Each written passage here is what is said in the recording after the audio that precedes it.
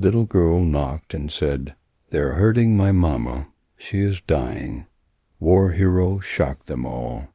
The winter wind rolled gently over the Iowa plains, carrying with it the scent of wood smoke and distant grain silos.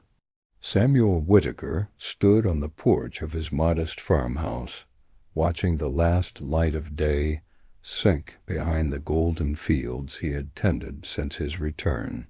The land was quiet now, nothing like the thunder and chaos he had left behind in Europe. Yet within that silence echoes of war still lived, sharp commands, the rattle of gunfire, the faces of men he could not save. Peace was all he had asked for, and yet peace often felt like punishment. Each morning began the same. He rose before dawn, fed the chickens, mended the fences, and checked the weathered barn for leaks. The routine was his armor, a way to keep the memories at bay.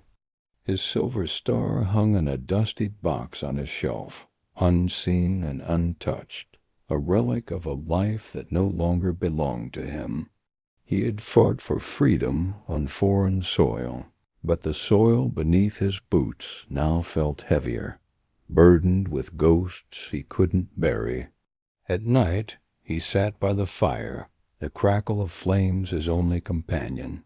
The townsfolk respected Samuel from a distance, whispering his name with a mix of reverence and pity. The sergeant, they called him, though no one truly knew the man behind the title. He rarely spoke at the diner kept to himself during Sunday services, and waved politely when passing neighbors on the road. Isolation wasn't a choice, it was survival. The war had taken too much from him already. He had no more pieces left to give. His farm, his silence, and the wide Midwestern sky were all he needed. But in the stillness of those long November nights, he often wondered what his life might have been if the war hadn't claimed his youth. Friends back home had wives and children now, laughter spilling from kitchen tables and porches warm with light. Samuel's home remained cold and empty, its walls lined only with memories he wished he could forget. He told himself that loneliness was better than loss, but deep down he knew the truth. He had been running from life since the day the war ended. The scars on his body were nothing compared to the ones carved into his mind. He remembered their names, the men who never made it home, and spoke them aloud some nights as if to keep their spirits alive. Each name was a weight, a burden he carried silently across the frozen fields. Duty had once defined him, given his suffering meaning. Now, with nothing left to fight for, he felt like a soldier stranded behind enemy lines, forgotten, irrelevant, and unfinished. Still, there was a stubbornness in Samuel that refused to fade. Every fence repaired, every crop planted, every small task completed was a quiet act of defiance against the darkness pressing at the edges of his mind. He might never be whole again, but he would endure. That much he owed to the men who could not. So he worked the land with calloused hands and a heart stitched together by memories, waiting for time to dull the ache that refused to leave. The farmhouse itself was a symbol of his life, weathered but standing, scarred but functional. Its wooden beams creaked under the weight of age, much like his own bones, but it sheltered him from the storms that swept across the plains. Inside, the faint smell of tobacco and gun oil lingered, relics of a man who had once been needed, once been strong. Now he was simply Samuel Whitaker, the quiet farmer with a past no one dared ask about. Neighbors occasionally offered help, but he declined it every time. He preferred to patch the roof himself, to mend the soil with his own sweat. Dependence in his mind was a weakness. and weakness had no place in the life of a man who had seen the worst humanity had to offer. Yet, even as he clung to his independence, a small, aching part of him longed for connection, for someone to remind him that he was still human. As November deepened, the days grew shorter, and the nights more bitter. Snow gathered along the fence posts, and frost etched patterns on the windows, casting ghostly shapes across the wooden floor. Samuel spent most evenings by the fire, the glow flickering against his lined face, lost in the same thoughts that had haunted him for years. He believed the war was behind him, that the battles he'd fought were over, but fate, as it often does, had other plans. And so, on a night like any other, a night heavy with silence and snow, the sound of a single knock shattered the stillness. It was soft at first, almost timid, but it carried a weight that made Samuel's pulse quicken. He set down his cup, rose slowly from his chair, and walked toward the door.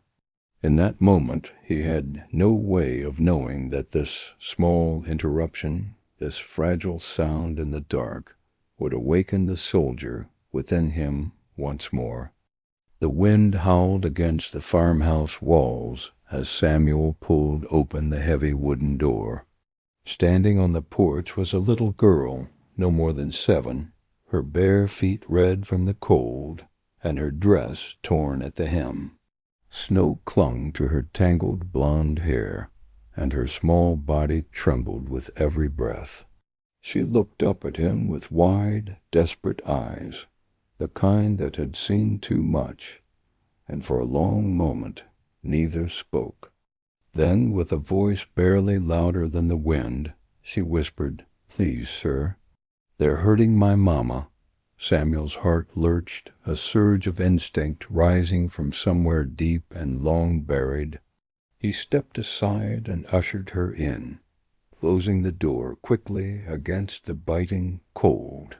The girl hesitated before crossing the threshold, her thin frame stiff with fear.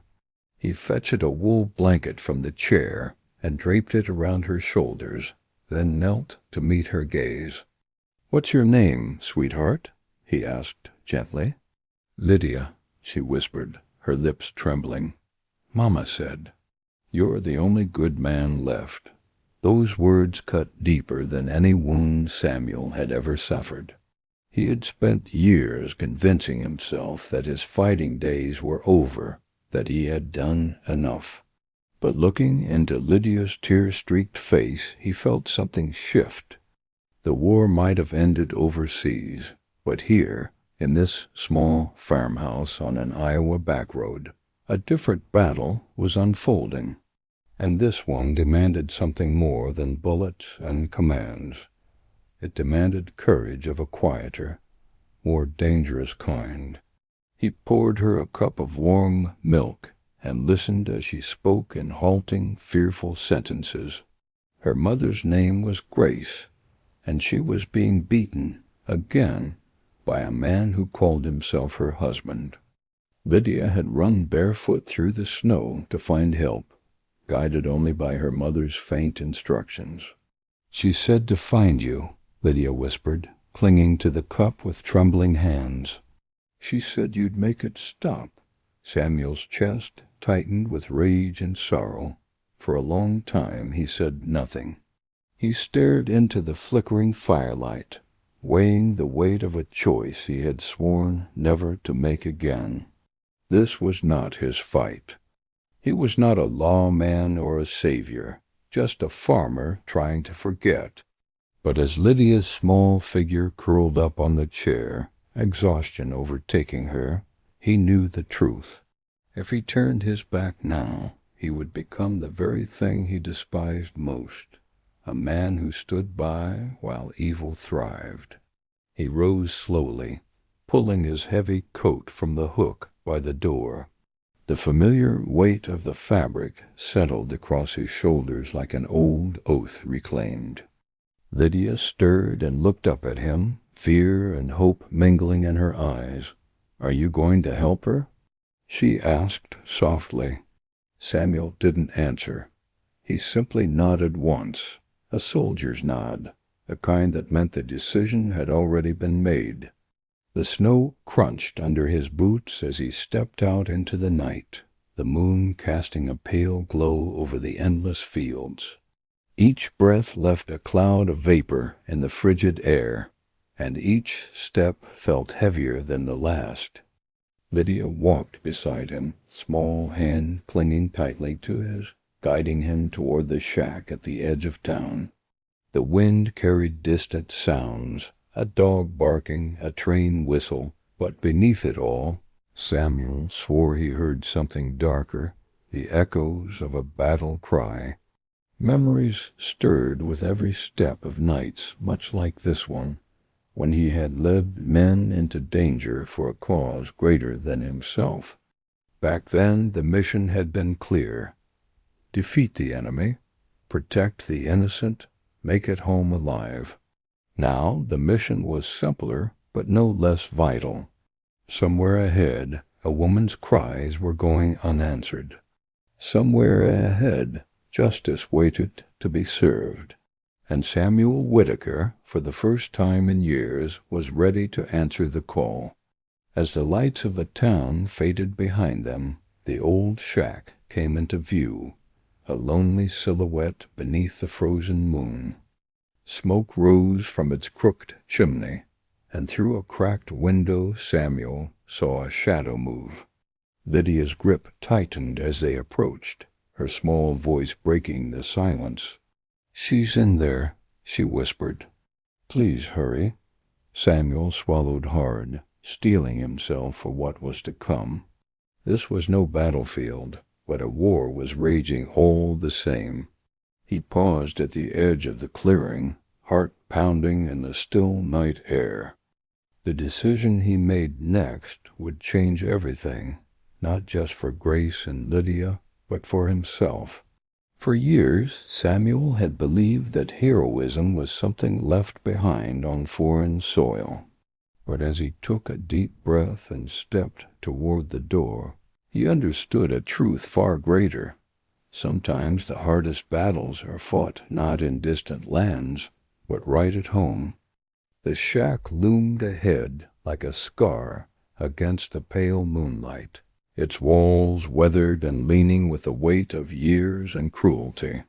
Samuel approached with careful steps, each crunch of snow beneath his boots echoing in the still night. Through a cracked window pane, a dim lantern's glow flickered across the walls inside, revealing a scene that made his stomach twist. A woman, bruised, broken, and barely conscious, lay slumped on the floor, her breathing shallow and uneven. Lydia clutched his arm, her small body trembling. "Mama," she whispered, her voice barely more than a breath. Samuel's pulse quickened, the soldier in him waking from a long, uneasy sleep. He scanned the area with the same instinct that had kept him alive on the battlefields of Europe. Every shadow, every sound, every potential threat. The door creaked as he pushed it open, the hinges protesting under the weight of years and violence. Inside, the air reeked of stale whiskey and sweat. A man's heavy boots thudded in the next room, a low mutter, slurring curses. Samuel knew the type. He'd seen men like this in every war, bullies who preyed on the powerless. Grace stirred when he knelt beside her, her swollen eyes fluttering open. "No, don't," she rasped, trying weakly to push him away. "He'll kill you. He'll kill us both." Samuel's heart clenched at the sight of her, a woman who had already endured too much, now too afraid even to hope. "Not tonight," he said quietly, draping his army coat over her trembling body. "You're coming with me." The coat, once a symbol of war, now became a shield of safety. A floorboard groaned, and Samuel's head snapped up. From the darkness emerged Richard Hughes, tall, broad, his eyes glassy with liquor and rage. "Who the hell are you?"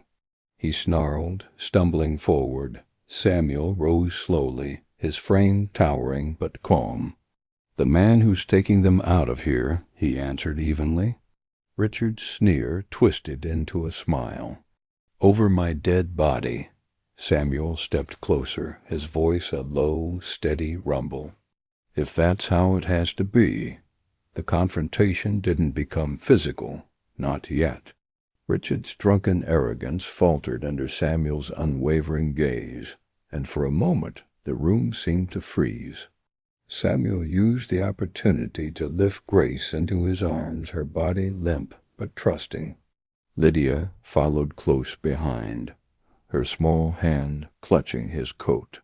They moved toward the door, and Richard's threats chased them into the cold night. "You think you're a hero?" he shouted.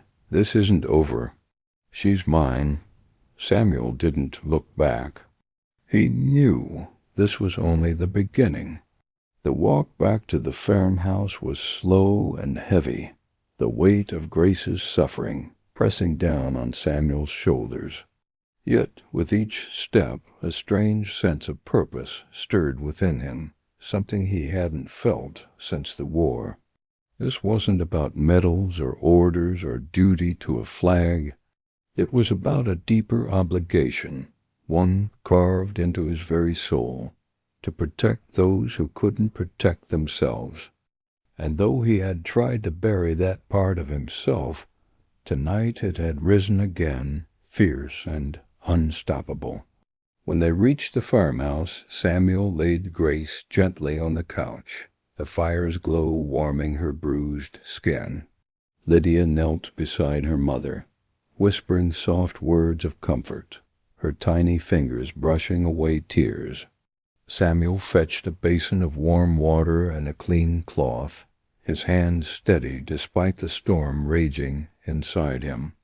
The same hands that had once pulled wounded men from battlefields now tended to this woman's wounds. A different kind of war, but no less important. Outside the wind howled and snow fell harder, but inside the farmhouse became a sanctuary. Samuel moved quietly, speaking only when necessary, his every action deliberate and careful. Grace winced as he cleaned a cut on her cheek, but she did not pull away. "Why? Why are you doing this?" she asked hoarsely. Samuel paused, meeting her eyes. "Because someone has to." As the night wore on, Grace slipped into a fitful sleep, her breathing finally steady. Lydia curled up in a chair beside her, exhaustion claiming her small frame. Samuel remained awake, staring into the fire with a 1,000-yard gaze. He had told himself he was done fighting, that his days as a soldier had ended on foreign soil.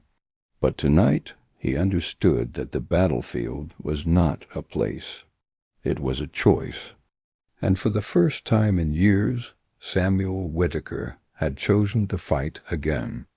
Morning crept slowly across the Iowa plains, its pale light filtering through the frosted windows of Samuel's farmhouse. Grace stirred beneath a wool blanket, her eyes blinking open to unfamiliar surroundings. The warmth of the hearth, the scent of fresh coffee, and the sound of Lydia's soft laughter filled the room, a stark contrast to the violence she had escaped. Confusion flickered across her bruised face, followed by a surge of shame. "I shouldn't be here," she murmured, trying to sit up. "I've caused you enough trouble." Samuel set down the kettle and walked over, his expression calm but resolute. "You're safe here," he said quietly, "and you're not going anywhere until you've healed." Grace's gaze fell to the floor, guilt tightening in her chest. "The town will talk," she whispered. "They'll say awful things." Samuel offered a faint, reassuring smile. "They'll talk no matter what you do. Let them." His voice carried the weight of a man who had long since stopped caring about the judgments of others. Lydia climbed onto the couch beside her mother, wrapping small arms around her waist. "We're safe now, Mama," she said with a conviction far beyond her years. Grace's eyes welled with tears as she held her daughter close, her body trembling from more than just the cold. Safety was a foreign feeling, one she had almost forgotten existed. Yet here in this small farmhouse, surrounded by kindness and quiet strength, a fragile hope began to take root.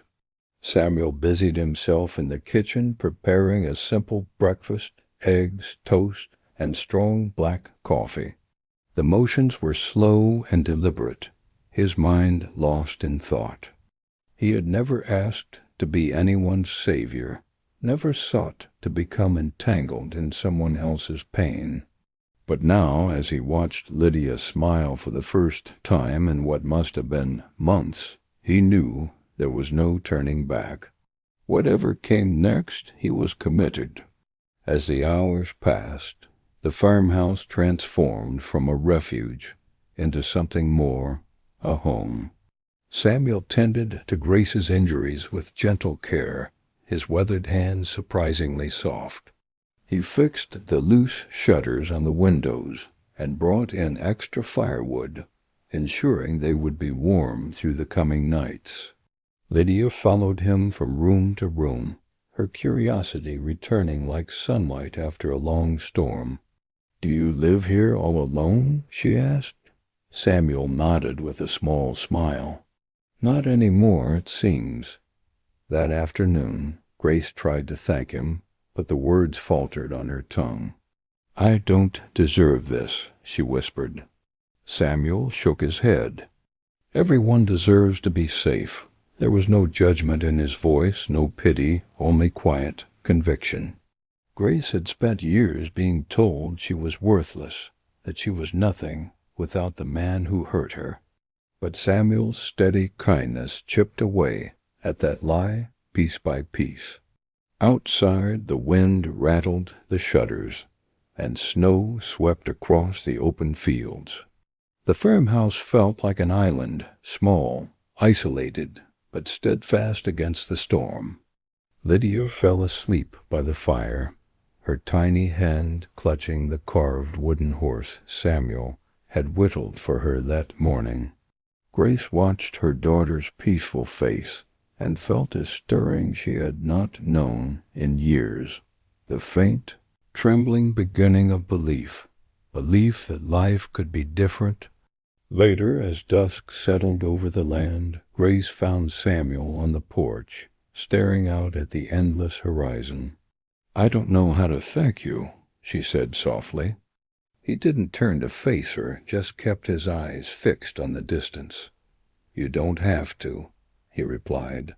"Just promise me one thing. Don't go back." Grace's breath caught in her throat, the weight of that promise heavier than she expected. But deep down she knew she would keep it. The night grew colder, the storm outside relentless, but within the farmhouse there was warmth, the kind that came from shared pain and the first fragile steps toward healing. Grace and Lydia huddled together on the couch, their bodies wrapped in blankets and their hearts wrapped in the safety Samuel had given them. And for the first time in a very long time, Samuel allowed himself a thought he had long since buried. Maybe he wasn't meant to live his life alone. As the fire crackled and snow piled high against the windows, Samuel sat silently in his chair, watching over the two souls sleeping peacefully under his roof. The war had left him broken, hollow, and lost.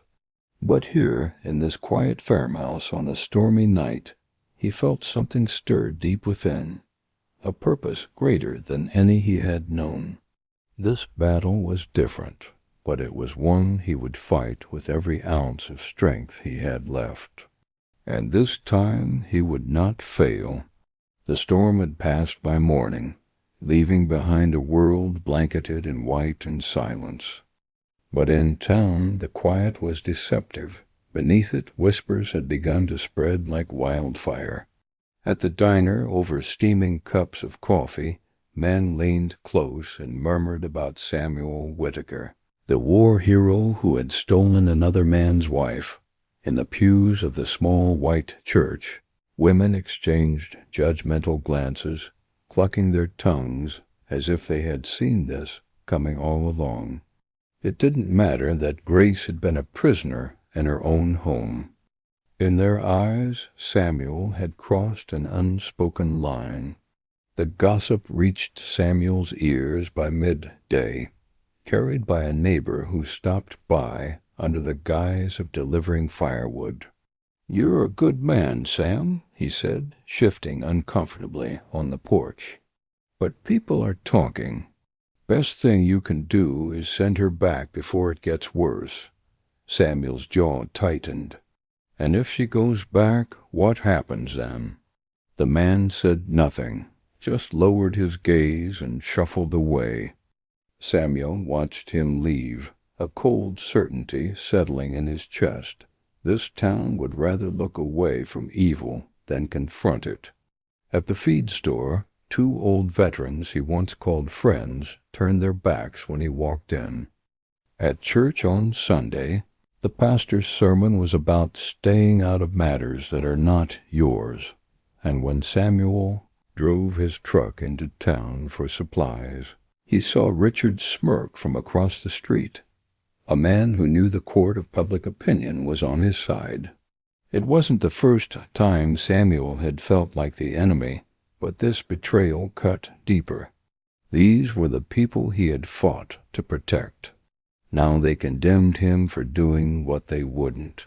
Back at the farmhouse, Grace could feel the weight of it all pressing down on him. "They're blaming you, aren't they?"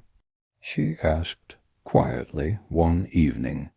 Samuel didn't answer, but his silence spoke volumes. "Maybe I should go," she whispered. "Maybe it's better if we disappear." Samuel turned sharply, his voice firmer than she'd ever heard it. "You're not running anymore. Not from him. Not from them." His words hung heavy in the air, a promise and a defiance all at once. But the town's disdain didn't stop at words. One morning, Samuel found a crude message carved into his fence. "Thief." Another day, a rotten egg splattered against his barn door. Customers who once bought his crops began taking their business elsewhere. Each insult and slight was meant to break him down, to push him into surrender. But instead it hardened his resolve. He had faced worse enemies than this, enemies with rifles and tanks and blood in their eyes. He could endure the judgment of cowards. Grace wrestled with her own shame.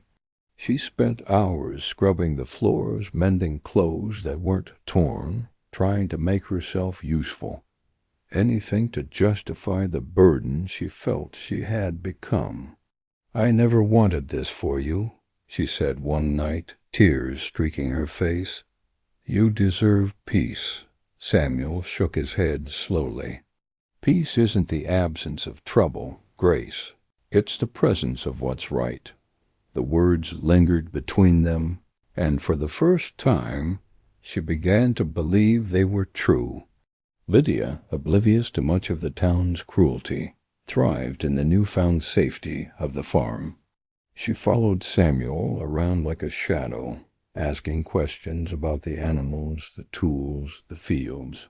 "Did you fight bad men in the war?" she asked one afternoon. Samuel smiled faintly. "I did. Are you fighting bad men now?" She pressed. He paused before answering. "Yes, just a different kind." Her simple acceptance, her unwavering belief in his goodness, gave him strength when doubt threatened to creep in. As the days turned into weeks, the tension grew thicker. Samuel noticed strangers watching the farmhouse from the road. their gazes hard and disapproving. A sheriff's deputy stopped by one evening, not to offer protection, but to suggest that he let Richard see his wife. Samuel met the man's veiled threat with a silent stare until he rode off. It was becoming clear the real battle was no longer just with Richard. It was with a town too afraid of its own reflection. In the evenings, when the house grew quiet and the only sound was the crackle of the fire, Samuel found himself thinking about the men he had lost overseas. They had died believing in a country that stood for justice, freedom, and the protection of the innocent. He wondered what they would think of this place, of a town that turned its back on a beaten woman because her suffering was inconvenient. The thought filled him with a new, burning sense of duty. By the time the last of the snow melted and spring hinted faintly on the wind, Samuel's mind was made up. He would not be swayed by gossip or threats. He had fought for freedom before, and he would fight for it again, even if this time the battlefield was a small Iowa town, and the enemy wore the faces of his neighbors. Because doing nothing, he knew, was the surest way evil ever won. Though the farmhouse was now a sanctuary, the ghosts of fear still walked its halls. Grace moved through each day like a shadow, her body healing, but her spirit still tethered to the past. She flinched at sudden noises, checked the locks twice before bed, and woke in a cold sweat from nightmares she couldn't escape. Shame clung to her like a second skin, shame for staying, for enduring, for needing someone else to save her. "I'm weak," she whispered one night. Samuel shook his head. "Weak? No, you survived. And that takes more strength than most men ever know." Lydia's wounds were less visible, but no less real. Though she smiled more now, the trauma still surfaced in sudden bursts. Screams in the middle of the night, tears over small frustrations, an uncheckable fear of being left alone. Samuel would sit with her by the fire, reading aloud from worn books or telling stories about his days on the farm. Slowly the nightmares grew shorter, the smiles more frequent. The bond between them deepened, a fragile thread of trust woven from shared pain and unspoken understanding. Samuel, too, wrestled with demons he thought he had buried long ago. In the quiet hours before dawn, memories of the war crept back, the faces of fallen comrades, the deafening roar of artillery, the helplessness of watching men die despite his best efforts. Guilt gnawed at him, whispering that he hadn't done enough then and wouldn't do enough now. "I couldn't save them," he murmured one morning, his hands gripping the edge of the table. "And I might not be able to save you." Grace, standing silently in the doorway, answered softly, "But you're trying, and that's more than anyone else ever did." Their shared vulnerability became a kind of healing in itself. Each confession, each tear shed, each small step forward, stitched together the pieces of their broken lives. Grace began helping with chores around the farm, feeding the chickens, tending the garden, small acts that gave her a sense of purpose. Lydia insisted on setting the table each night, carefully arranging the silverware as if the ritual itself could hold their fragile new world together. And Samuel, though still haunted by ghosts, found comfort in the presence of those who needed him, but fear was never far away. One afternoon, Lydia spotted a figure watching from the tree line, a man on horseback who vanished as soon as Samuel stepped outside. That night, a rock smashed through the farmhouse window, landing with a thud on the kitchen floor. The note tied to it, read only one word. Mine. Grace's hand shook as she read it, her breath coming in shallow gasps. He'll never stop, she whispered. Samuel placed a steady hand on her shoulder. Then neither will I. The attacks grew bolder. A dead rabbit left on the porch. Threatening messages carved into fence posts. Footsteps in the snow outside their windows at night. Samuel reinforced the doors and checked the rifle he had hoped never to use again. Each act of intimidation was meant to break them, but instead it bound them closer together. Grace no longer spoke of leaving. Lydia stopped asking if they were safe. They all knew the truth. Safety was something they would have to fight for. The weight of responsibility pressed heavily on Samuel's shoulders. He wasn't just protecting a woman and her child, he was protecting their chance at a future free from fear. And with every step Richard took to reclaim his property, Samuel's resolve hardened. This wasn't just about them anymore. It was about standing up to the very evil that thrived when good men looked away. One evening, as they sat by the fire, Lydia crawled into Samuel's lap and rested her head against his chest. "I wish you were my dad," she murmured sleepily. The words struck him harder than any blow he had taken in battle. He wrapped his arms around her, his voice low and steady. "You don't need a dad to love you," he said. "You just need someone who won't stop fighting for you." In that moment, Samuel understood that his role in their lives had already gone far beyond protector. Grace began to change, too.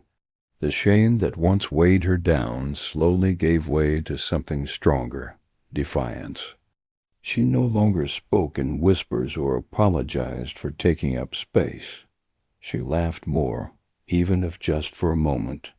And when she looked at Samuel, her eyes no longer held only gratitude. They held trust, and the faintest glimmer of belief in a future where she and Lydia could finally be free. As winter began to thaw into spring, the farmhouse no longer felt like a hiding place. It felt like a stronghold. The scars of the past were still there, visible, painful, and deep, but they were no longer chains. They were reminders of how far they had come and how much they had to protect. And in the growing warmth of those days, Samuel realized something he hadn't in a long time. He wasn't just fighting for them anymore. He was fighting for himself. In the dim light of the tavern on Main Street, Richard Hughes slammed back another glass of whiskey, his knuckles white around the rim. The laughter and chatter of the regulars faded beneath the storm brewing inside him. Every insult, every whisper about his runaway wife felt like gasoline on an already raging fire. Samuel Whitaker, the washed-up soldier, the outsider, had humiliated him. And in a town where pride meant everything, Richard was determined to take it back by force. He stood, swaying slightly, and pounded a fist against the bar. "She's mine," he spat, his words slurred but venomous. "And that coward's hiding her." The bartender said nothing, just glanced nervously toward the door. Everyone in town had heard the story by now, but no one dared challenge Richard to his face. He was the kind of man people feared, not because of his strength, but because of his unpredictability. And tonight his rage had found a target. Outside, the bitter night wind bit at his face, sobering him just enough to focus his fury. He gathered a few of the town's bitter, discontented men, those who shared his resentment for Samuel's reputation and his war hero status. "He thinks he's better than us," Richard snarled, pacing in the alley. "But he's not. He's just a man, and I'm going to prove it." The others nodded, eager for a fight, eager to feel powerful beside him. It wasn't loyalty that drew them in, it was hate. Back at the farmhouse, Samuel felt the tension shift, even before any threats arrived. The animals were restless, the nights quieter than usual, as if the land itself knew something was coming. He caught sight of unfamiliar footprints near the edge of his property one morning, 5 pairs, deep and deliberate, circling like wolves. He said nothing to Grace, but his instincts hummed with the same alertness they had in wartime. Danger was moving closer. Richard's anger festered as the days dragged on. He spread rumors around town, painting Grace as an unfaithful wife and Samuel as a thief who stole another man's family. Some believed him. Others didn't care enough to question. But every new whisper was a blade meant to cut deeper into Samuel's resolve. And every time someone turned away from him on the street, Richard's sense of power grew. "I'll get her back," he muttered to himself. "And when I do, I'll burn that farm to the ground." One night, as a snowstorm howled across the plains, Richard and his men gathered in the back of an old barn on the outskirts of town. Lantern light flickered across their faces as they spoke in low, heated tones. "He's armed," one of them warned, "and he's not going to hand her over." Richard's eyes narrowed into slits. "Then we make him. We'll come when he least expects it, and we'll leave nothing but ashes." Meanwhile, Samuel was preparing in his own quiet way. He reinforced the doors with heavy beams, checked every window latch, and began stacking sandbags along the porch. To an outsider, it might have looked like paranoia, but to Samuel it was strategy, the same methodical planning that had once kept men alive under fire. He didn't want to fight, but if one came, he would be ready. Grace sensed the shift, too. She noticed how Samuel's eyes lingered on the horizon at dusk, how his hand hovered near the rifle mounted above the door. "He won't stop," she said one evening, her voice trembling. "I know him. He won't stop until he destroys everything." Samuel looked at her, his gaze steady. "Then he'll have to go through me." The words weren't bravado, they were a simple truth. Lydia, too, understood more than she let on.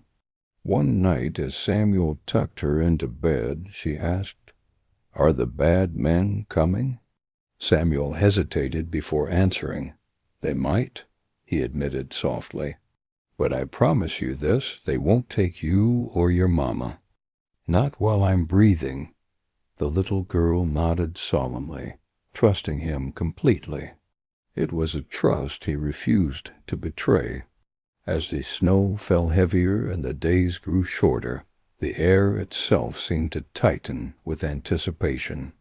The battle lines were drawn, though no shots had been fired. Both men knew what was coming. For Richard, it was about reclaiming control. For Samuel, it was about protecting what was right. And somewhere deep inside, he knew this confrontation would not just decide Grace and Lydia's fate. It would decide the kind of man he would be for the rest of his life. The sheriff's office smelled of stale coffee and cigarette smoke, a place where justice had long ago stopped being blind.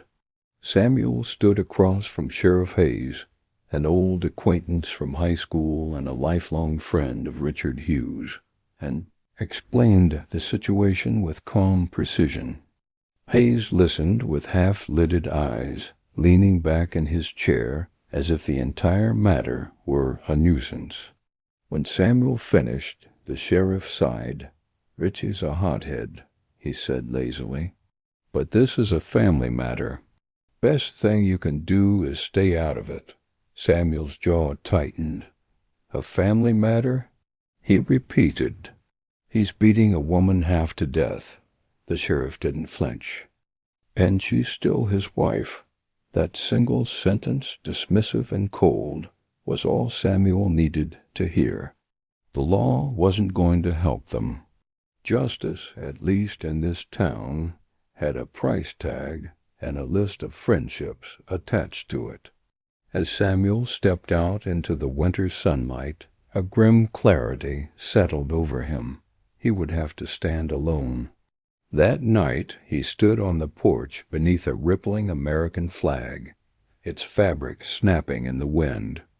The stars and stripes had once meant something sacred, a promise of liberty, of protection, of doing what was right. But promises were only words until someone was willing to fight for them. Samuel closed his eyes and remembered the oath he had taken as a soldier, to defend the innocent, to protect the weak. That oath had no expiration date, and though he no longer wore the uniform, the duty still lived inside him. The decision was made. He would not give Grace and Lydia up, no matter what it cost him. He would defend them as fiercely as he had defended his brothers-in-arms overseas, and if that meant his reputation, his livelihood, even his life, so be it. "I swore once I'd protect the innocent," he murmured into the wind, "and I'll swear it again." The following days became a test of endurance. Samuel worked from dawn until dusk, fortifying the property, boarding up vulnerable windows, stacking firewood near the door, even digging shallow trenches around the barn. It was a soldier's preparation for war, but this time the battlefield was his own backyard. Grace watched silently, her heart heavy with guilt.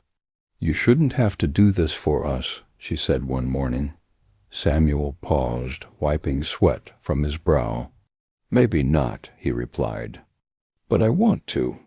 At night, the three of them would sit together by the fire, the tension hanging heavy in the air. Lydia would curl up in Samuel's lap with a book, and Grace would sew quietly in the rocking chair, trying to ignore the fear clawing at her chest. Yet beneath the dread, something else was taking root, a sense of family, fragile and unfamiliar, but real. Lydia began calling him Mr. Sam, her voice filled with affection. And when Grace thanked him for the smallest kindnesses, Samuel found himself smiling, truly smiling for the first time in years. One evening, as snow began to fall again, Samuel taught Lydia how to load kindling into the stove and light it safely. "You're a fast learner," he said, and she beamed under the praise. Grace watched from the doorway, tears prickling at the corners of her eyes. She hadn't seen her daughter this happy in years, and for the first time she allowed herself to dream of mornings without fear, of laughter at the breakfast table, of a future where safety was the rule, not the exception. But that dream was fragile, and reality never lingered far behind. A message arrived nailed to Samuel's fence, crude and chilling. "I'm coming." There was no signature, but none was needed. Samuel burned the note in the fireplace, watching the flames consume it. He knew the storm was coming. All he could do was prepare and hope that when the time came, he would be strong enough to withstand it. That night, as the wind howled outside, Grace found Samuel sitting alone by the fire, his gaze distant and haunted. "Do you ever wish you hadn't opened that door?" she asked softly. Samuel shook his head. "No," he said. "Some doors are meant to be opened, even if they lead to a fight." Grace placed a trembling hand on his shoulder, gratitude and fear mingling in her eyes. "Then I'm glad you did." The farmhouse had once been a place of solitude, a quiet refuge for a broken soldier trying to forget the past. Now it was something else entirely. It was a line in the sand, a stand against the cruelty and cowardice of the world. And as the snow fell quietly over the Iowa plains, Samuel knew the coming days would test every ounce of strength he had left. But this time the battle wasn't just for survival. It was for redemption. The days that followed were the kind that crept by softly, stitched together with small acts of kindness and unexpected warmth. The farmhouse, once a lonely refuge for a haunted man, now buzzed with quiet life. Samuel rose before dawn to tend the animals, and Lydia would trail behind him in oversized boots, determined to help. She fed the chickens, her giggles chasing away the morning chill, and he showed her how to scatter seed with careful hands. Like planting hope, he told her, and she grinned as if she understood. Inside, Grace found solace in the rhythm of domestic life, washing linens, mending torn clothes, and cooking meals that filled the house with comforting scents. She hummed softly while she worked, a habit she had forgotten long ago. At first, Samuel stayed out of her way, unsure how to navigate the tenderness blooming between them. But gradually the distance shrank. He fixed a broken drawer she'd been struggling with. She repaired an old jacket he'd worn since the war, and in these small gestures a bond took root. Lydia was the thread that wove them together.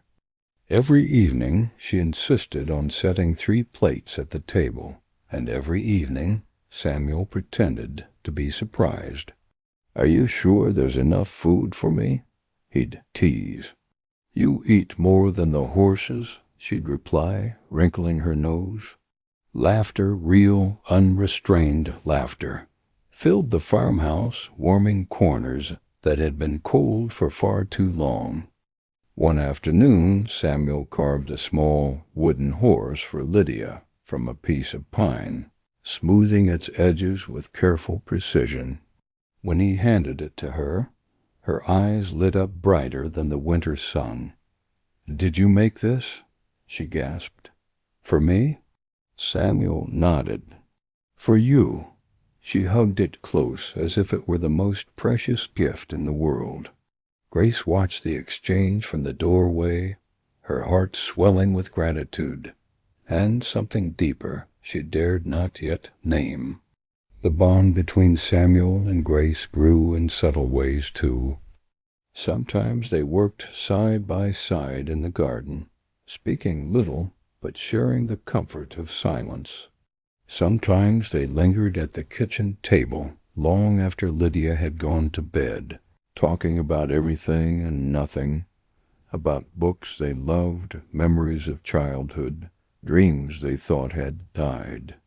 And in those conversations, Grace saw not just a man hardened by war, but one capable of gentleness, patience, and unwavering strength. Yet even in their moments of peace, the shadow of danger loomed. Samuel knew the calm was temporary, a pause before the inevitable storm. Still he let himself savor it. When Lydia fell asleep in the armchair by the fire, he carried her to bed and tucked her in gently. When Grace's hand brushed his as they passed dishes at dinner, he didn't pull away. These were fragile, fleeting things, but they were real, and they reminded him why this fight mattered. One evening, after Lydia had drifted to sleep, Grace stepped onto the porch where Samuel stood watching the horizon fade into twilight. "I never imagined I could feel safe again," she said quietly. "Not like this." Samuel didn't look at her, but his voice was steady. "Safety isn't something given. It's something fought for." She turned to him, her eyes shining in the dim light. "Then I'm grateful you're fighting for us." He met her gaze then, and for the briefest moment the weight of his past felt lighter. The snow melted slowly as winter began to loosen its grip. Samuel taught Lydia how to plant winter rye, showing her how the seeds needed patience and care before they'd sprout. "It's like people," he told her. "Sometimes the best things grow when you give them time." She listened intently, her small hands pressing seeds into the soil with solemn purpose. Watching them, Grace felt something shift inside her, a fragile but undeniable sense of future. Nights were still long and filled with unspoken fears, but now they were also filled with hope. Grace would catch Samuel glancing at her when he thought she wasn't looking, and she'd feel warmth rise in her chest.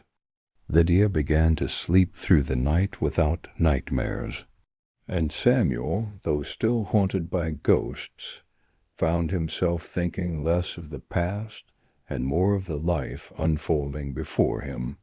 In those quiet, ordinary moments, there were no longer just a broken man, a battered woman, and a frightened child. They were something closer to a family, imperfect, fragile, but real. And though Samuel knew the world outside still waited with cruelty and danger, he also knew this truth.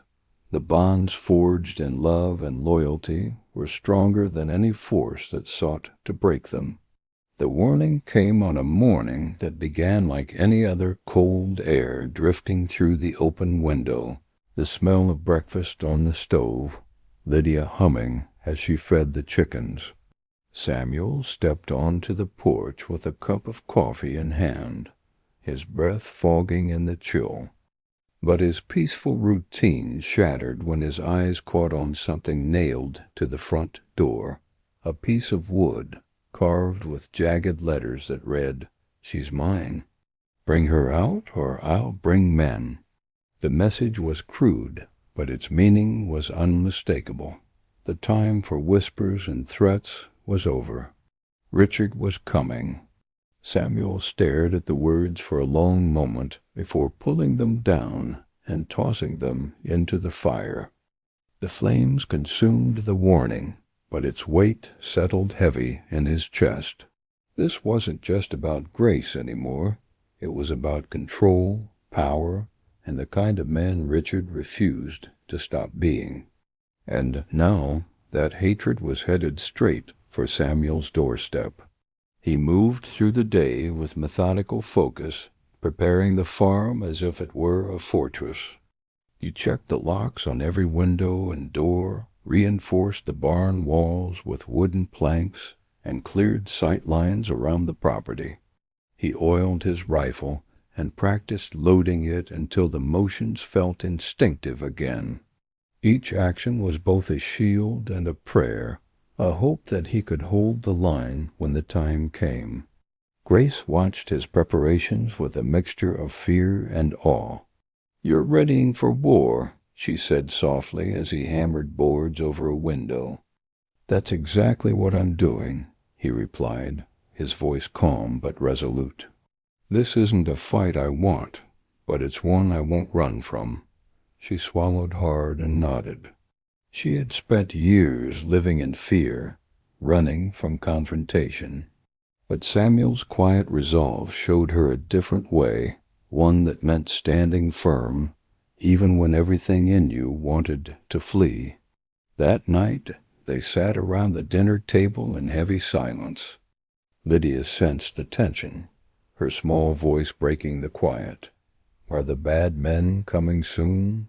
she asked. Samuel placed a steady hand over hers.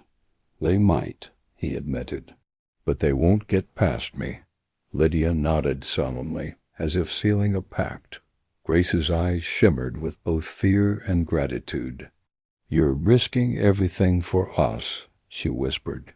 "I'm not risking anything," Samuel answered. "I'm choosing what's right." As the days stretched on, Samuel continued to prepare. He stored water and food in the cellar, taught Grace how to load the rifle in case he wasn't there, and walked Lydia through the safest places to hide if things went wrong. Each lesson was delivered with calm precision, though his heart tightened with every word. He wasn't just protecting them, he was preparing them for the worst. It was the kind of training he'd once given to young soldiers before battle, and the gravity of that truth was not lost on him. The nights grew quieter, heavier. Samuel often stood at the window long after everyone else had gone to bed, his silhouette framed against the moonlight. Memories of ambushes and sieges returned to him. The tension before the first shot, the way silence could roar louder than any explosion. But this time the stakes felt infinitely higher. This wasn't about orders or nations. This was about two lives that had come to mean more to him than anything else in the world. One evening, Grace found him outside, staring into the darkness beyond the fields. "I don't know if I can do this," she admitted, her voice trembling. Samuel turned to her, his expression soft but certain. "You already have," he said. "Every day you stay, every time you choose to fight instead of run. That's strength." The words sank into her like warmth in the cold, and for the first time she believed them. The farmhouse became more than a home. It became a bastion of defiance. Every plank nailed, every tool sharpened, every plan made was an act of resistance against the cruelty that sought to destroy them. Lydia hung a small American flag by the window, a symbol of the freedom they were fighting for. Samuel smiled when he saw it. "That's our line in the sand," he told her. "And we're not moving." As night fell on the final day before the storm, Samuel sat by the fire, the room heavy with anticipation. Outside, the wind carried a biting chill, and somewhere in the distance a lone coyote howled. He didn't know when Richard would come, only that he would. But Samuel Whitaker was ready. He had fought for freedom on foreign soil, and now he would fight for it here, on the land he called home. And this time he had something worth dying for. The first flakes of the blizzard began to fall before dawn, swirling through the air like ghosts over the frozen fields. By noon, the wind was howling across the plains, rattling the shutters and bending the bare branches of the oaks around the farmhouse. Inside, the world felt smaller, the walls closer. Every sound, every creak of the floorboards, every whistle of wind through the chimney carried the weight of something coming. Samuel stood at the window with his rifle leaning against the wall, his gaze fixed on the empty road that led to town. Grace packed a small bag by the door, a few clothes, important papers, Lydia's favorite toy, just in case. Her hand shook as she folded a blanket, though she tried to hide it. Lydia sensed the tension, too. She stayed close to Samuel's side, her small hand gripping the hem of his coat. "Will he come in this weather?" she asked. Samuel glanced down at her, his face grave but calm. "A man like that," he said, the storms already inside him. The farmhouse hummed with preparation. Samuel double-checked the barricades, made sure the kerosene lamps were filled, and kept the fire blazing in the hearth. Grace boiled water for tea they might not drink and laid out a first-aid kit on the kitchen table. Lydia helped by stacking canned goods in the pantry, each small act a distraction from the fear that pressed at the edges of the room. It wasn't much, but it gave them a sense of control, a fragile illusion of readiness. As night crept in, the storm worsened. Snow piled high against the porch steps, and the wind screamed across the plains with a ferocity that made the house tremble. But inside, everything was still. The three of them sat by the fire in silence, the glow painting their faces in shades of amber and gold. Grace reached for Samuel's hand, and he didn't pull away. They didn't speak, but the message was clear. Whatever came, they would face it together. Hours dragged by. Midnight passed. Then 1 o'clock. The clock's steady ticking was the only sound in the room besides the storm outside. Every so often, Samuel would rise and check the windows, scanning the white blur beyond. There was nothing, no movement, no sound but the wind, and yet he could feel it, the gathering tension, the tightening coil before the strike. He had felt it before in Europe, in foxholes before dawn assaults. It was the same now, the silence before chaos. Grace's fear deepened with every passing hour. "Maybe he won't come," she whispered, as if speaking it might make it true. Samuel shook his head. "He will." There was no doubt in his voice, no trace of false hope. Richard's hatred wasn't something that melted with snow or faded with time. It was a poison that demanded an outlet. And sooner or later it would arrive on their doorstep. At around 2 in the morning, Lydia drifted into uneasy sleep, her head resting on Samuel's lap. Grace sat beside them, her eyes heavy but too frightened to close. The fire burned low, its embers glowing faintly in the darkness. Samuel stared into them, his mind a battlefield of memories and possibilities. He replayed every strategy, every possible outcome, every scenario he could control. But deep down he knew no amount of planning could guarantee how this would end. Outside, the storm showed no sign of stopping. It roared against the walls, howled through the eaves, and erased the world beyond their windows.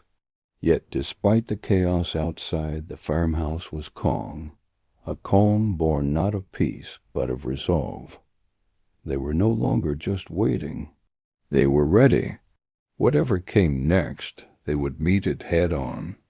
As the clock crept toward 3, Samuel rose and walked to the front door.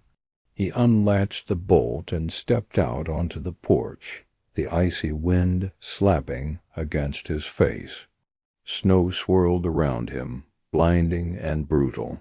He could barely see beyond the edge of his property. But somewhere out there he knew the enemy was moving, and when they arrived he would be waiting. Back inside, the fire hissed softly as the last log split in two. The farmhouse stood like a lone outpost against the white fury of the night, its occupants poised on the edge of destiny. Samuel returned to his chair, the rifle across his knees, and closed his eyes for just a moment. It was the calm before the siege, and soon the storm outside would be nothing compared to the one knocking at their door. The first sign came just before dawn, the distant crunch of boots in the snow, faint but unmistakable. Samuel's eyes snapped open. The fire had burned low, casting the room in dim orange light. He rose silently, careful not to wake Lydia, and moved to the window. Through the swirling curtain of snow, shadows emerged from the tree line. 5 figures, slow, deliberate, and heading straight for the farmhouse. They were here. He woke Grace with a gentle touch. "It's time," he said quietly. She nodded, fear flashing in her eyes, but resolve hardening in her chest. Lydia stirred, and Samuel knelt beside her, his voice soft but firm. "I need you to stay in the cellar until I come for you. Do you understand?" The little girl's lip trembled, but she nodded. "You promise you'll come back?" she whispered. "I promise," Samuel said, and he meant it. Outside, the wind howled like a living thing, whipping snow into blinding flurries. The men came closer, their shapes growing clearer with every step.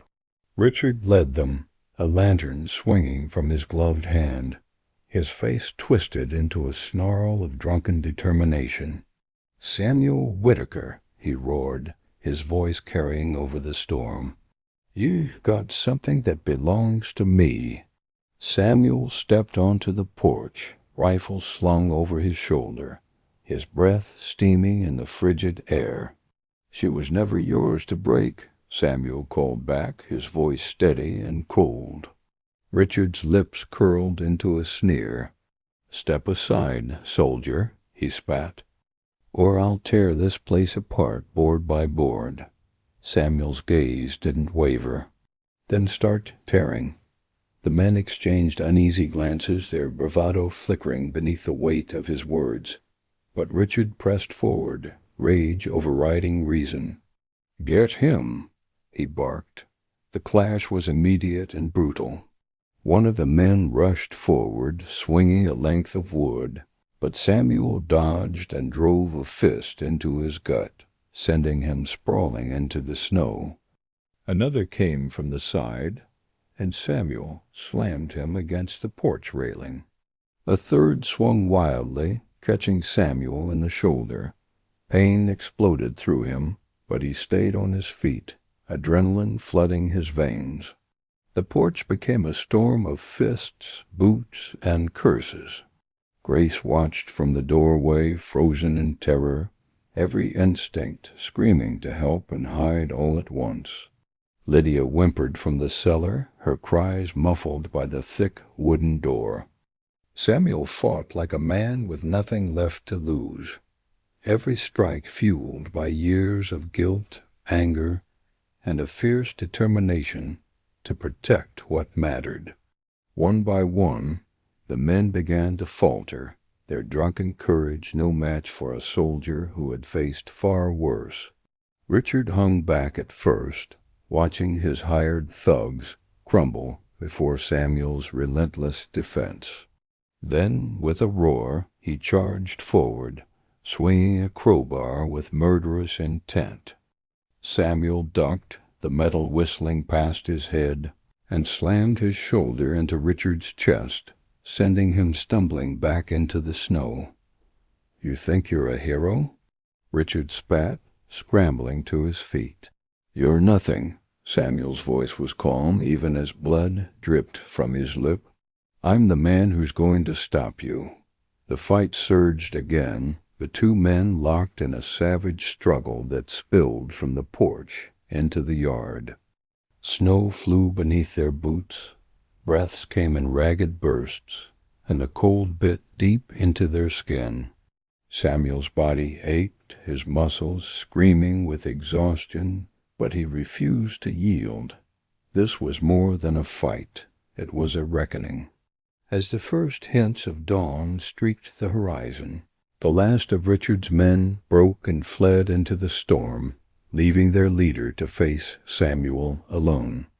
The wind howled around them, snow swirling like smoke, and the two men circled each other in the half-light.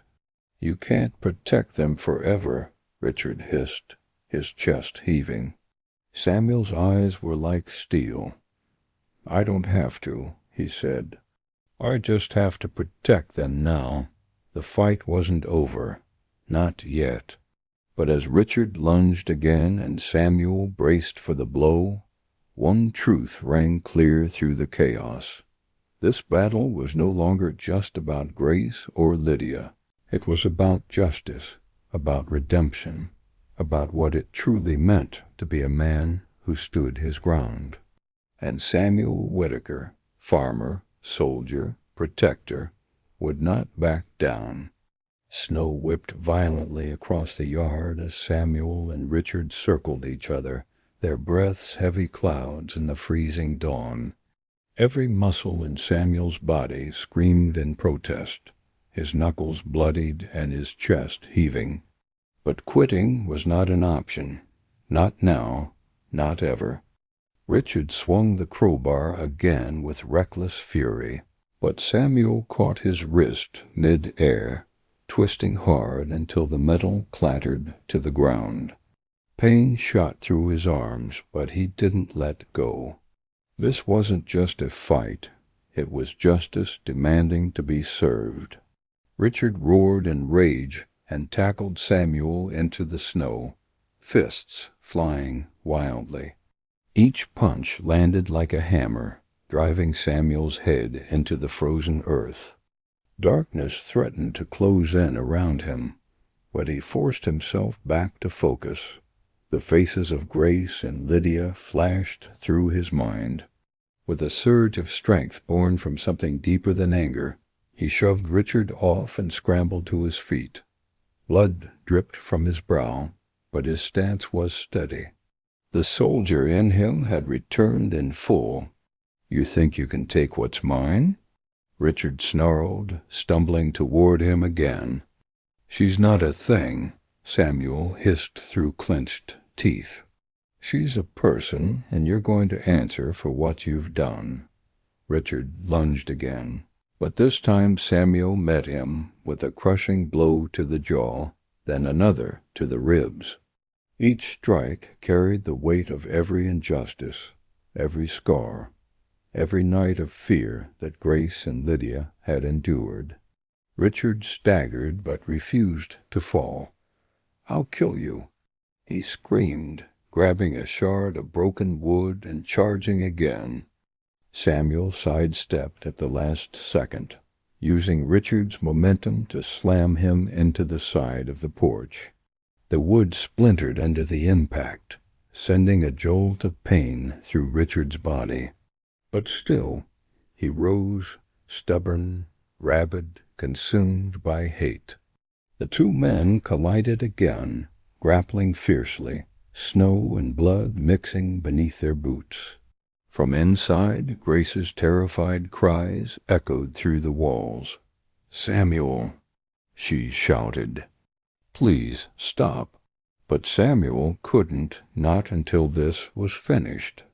Richard swung wildly, his rage making him sloppy, and Samuel seized the moment. With a swift, precise move, he drove his shoulder into Richard's chest, knocking the wind out of him, then pinned him face down in the snow. "It's over," he growled, his breath ragged. "It's over." Richard thrashed and spat curses, but Samuel held him there, every ounce of his strength focused on restraint rather than revenge. It would be so easy to end it now, to snap his arm, to silence him forever. But that wasn't justice. Justice meant consequences. Justice meant facing the law. "You're not worth a life sentence," Samuel hissed into the wind. "But you are worth a cell." The sheriff's siren wailed in the distance. Someone in town must have heard the fight and called for help. Richard's struggling slowed as exhaustion overtook him, his body going limp beneath Samuel's weight. Snow continued to fall, blanketing the yard like a shroud over the chaos. Samuel stayed where he was, holding Richard down until the flashing lights of the sheriff's car broke through the storm. When the deputies arrived, they found a bloodied veteran kneeling over a broken man, his face bruised, but his spirit unyielding. "He's yours," Samuel said quietly, rising to his feet and stepping aside. Richard screamed obscenities as they dragged him to his feet, but there was no power left in his words. His reign of terror was over. Grace and Lydia were safe. And for the first time in years, Samuel felt the weight of his burden lift, not completely, but enough. As the sun climbed over the horizon, its pale light glinted off the snow, painting the battlefield in shades of gold and crimson. Samuel leaned against the porch railing, every part of him aching, but inside there was a peace he hadn't known since the war. This fight had been different, not for glory, not for orders, but for what was right. And as he watched Richard hauled away in handcuffs, He knew he had finally won a battle worth fighting. The farmhouse was silent the next morning, save for the soft crackle of the fire and the distant chirping of birds that had returned with the dawn. The storm had passed, leaving behind a landscape of white and stillness, a strange, almost sacred calm after the chaos. Samuel sat at the kitchen table with a mug of coffee cooling in his hands, staring blankly at the horizon. His body ached with every breath, but the ache was a small price for what had been won. Grace entered quietly, her steps tentative, as if afraid to disturb the peace. She wore one of Samuel's flannel shirts over her dress, her hair loosely tied back. There were dark circles under her eyes, but for the first time since he'd met her, there was also something else, light. "He's gone," she whispered, as though saying it aloud might make it more real. Samuel nodded without looking up. "He won't hurt you again." Tears welled in Grace's eyes as she moved closer. "I don't know how to thank you," she said softly. "You don't have to," Samuel replied.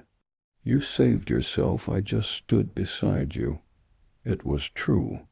All the barricades, all the fights, all the sleepless nights had meant nothing if she hadn't chosen to stay, to fight, to believe she deserved better.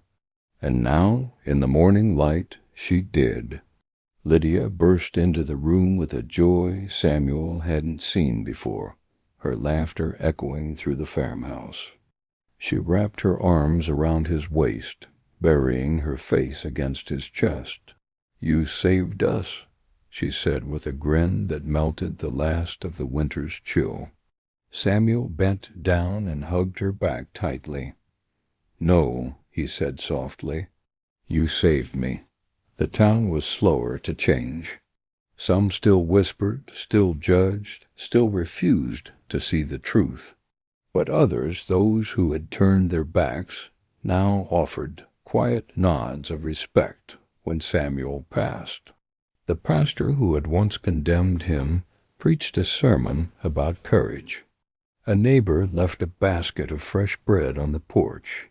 It was not an apology, but it was a start. And Samuel accepted it not for himself, but for Grace and Lydia. The scars from the battle were everywhere. The shattered porch rail, the blackened barn still smelling faintly of smoke, the deep bruises on Samuel's ribs. But to him, they were not marks of destruction. They were proof of what had been protected, of what had been worth every ounce of pain. Grace walked to the property beside him that afternoon, her hand brushing his as they moved from fence to fence.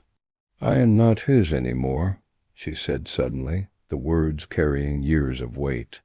Samuel met her gaze, pride and tenderness mingling in his eyes. "No," he said, "you never were." In the days that followed, the farmhouse settled into a new rhythm.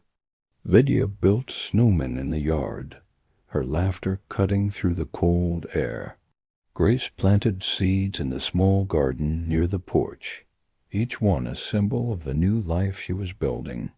And Samuel, the man who had once believed his battles were over, found himself waking each morning with purpose, knowing his fight had given them a chance to begin again. One evening, as the sun dipped low over the fields, Grace joined Samuel on the porch, the air crisp and golden. "Do you ever miss the war?" she asked softly. Samuel thought for a long moment before answering. "I miss the men I fought beside," he admitted, "but I don't miss the fighting.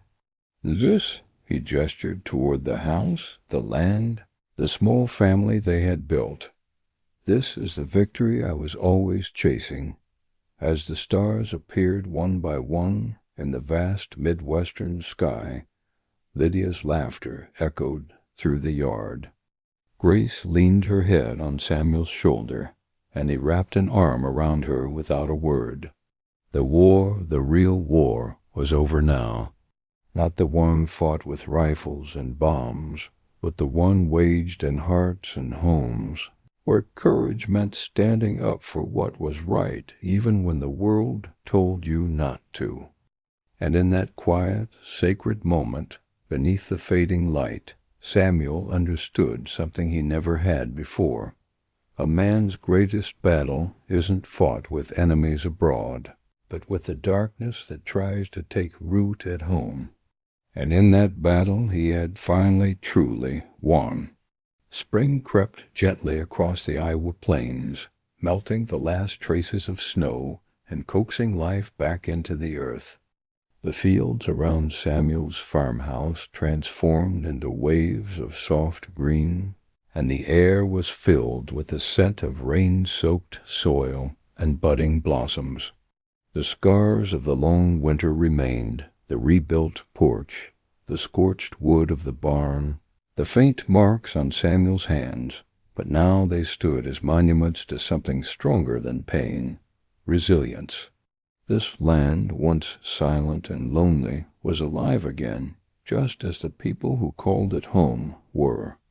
Samuel rose before dawn each morning, as he always had, but the weight in his chest was different now. It was lighter, steadier. Grace was usually already awake, humming softly as she kneaded bread in the kitchen or swept the porch.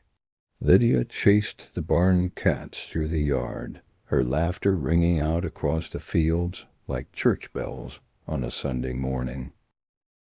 The farmhouse, once a refuge for a broken man, had become a true home, a place of healing, of hope, and of second chances.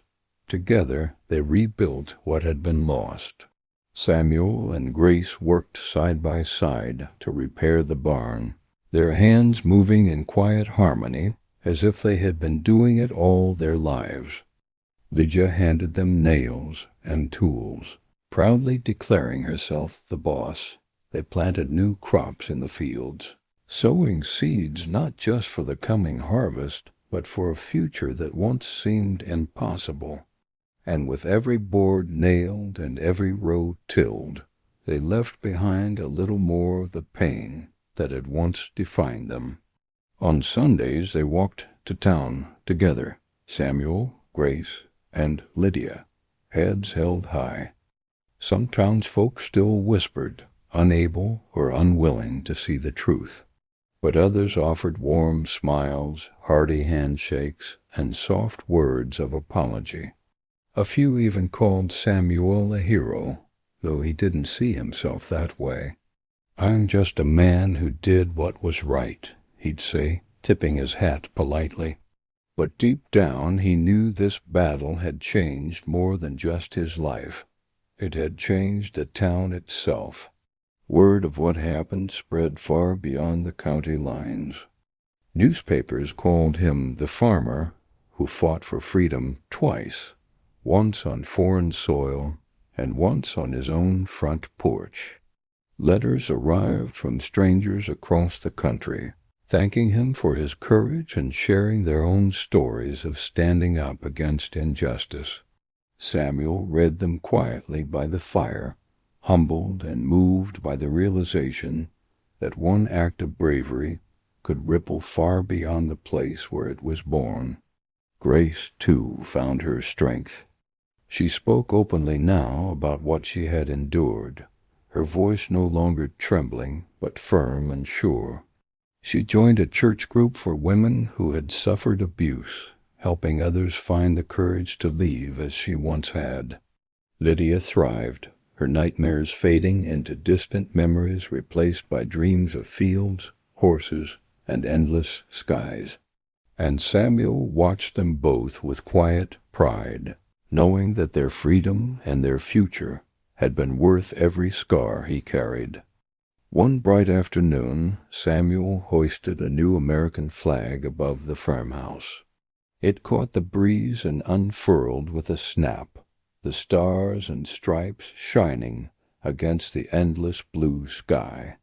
He stood beneath it with Grace and Lydia at his side, the three of them silent for a moment as they watched it wave. "It's beautiful," Lydia whispered, her small hand slipping into his.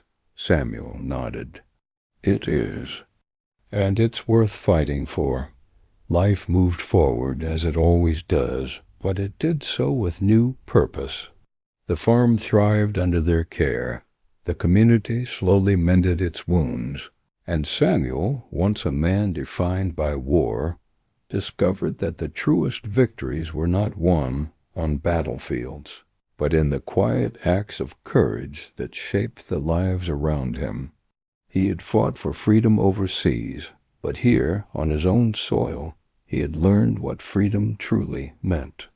As the sun dipped low over the fields one evening, Samuel stood on the porch, watching Grace and Lydia laughing together as they hung laundry on the line. The golden light bathed them in warmth, and a deep sense of peace settled over him, the kind of peace he had thought he would never feel again. The ghosts of the past were still there, but they no longer haunted him. They walked beside him now, proud of the man he had become. And so the story of Samuel Whitaker, soldier, farmer, protector, did not end with the last battle. It continued in every seed planted, every laugh shared, every life touched by the strength to stand against evil. Because true American strength, he now understood, wasn't measured in medals or victories. It was measured in the courage to fight for what's right, even when no one else would. And in that courage, Samuel had finally found his home. True heroism isn't confined to distant battlefields or moments of glory. It lives in the courage to stand up for what's right, in our homes, our towns, and our hearts, even when the cost is high. Samuel Whitaker's greatest fight was not against an enemy abroad, but against injustice in his own backyard. Have you or someone you love ever had to prove people wrong because of prejudice, to stand for what's right when no one else would? Share your story in the comments below.